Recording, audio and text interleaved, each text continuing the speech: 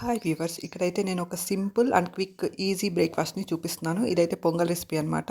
అసలు మీకు టైం లేనప్పుడు ఈ రెసిపీ చేసుకుంటే చాలా ఫాస్ట్గా అయిపోతుంది. ముందుగా కుక్కర్ తీసుకోండి. కుక్కర్లో కొంచెం ఆయిల్ వేసి, ఆయిల్ వేడయ్యాక అందులోకి కొంచెం జీలకర్ర, ఇంకా ఆవాలు, పెప్పర్ అంటే మిరియాలను కూడా వేసుకోవాలి.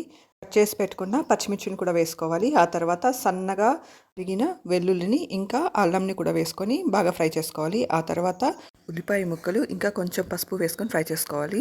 ఆ తర్వాత టొమాటో ముక్కలను కూడా వేసుకొని బాగా ఫ్రై చేసుకోవాలి.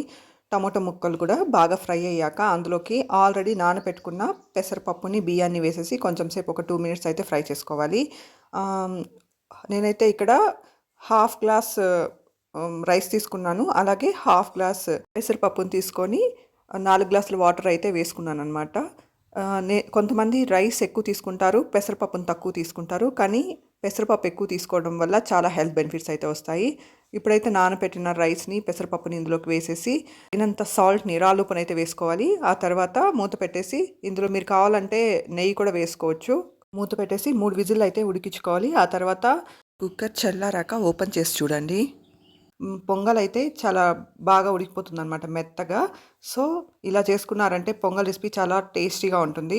పొంగల్ అయితే సాంబార్తో బాగుంటుంది, ఇంకా పల్లి చట్నీతో కూడా బాగుంటుంది. నేనైతే ఇప్పుడు పొంగల్ని చట్నీతో సర్వ్ చేస్తున్నాను. Thank you for watching my video.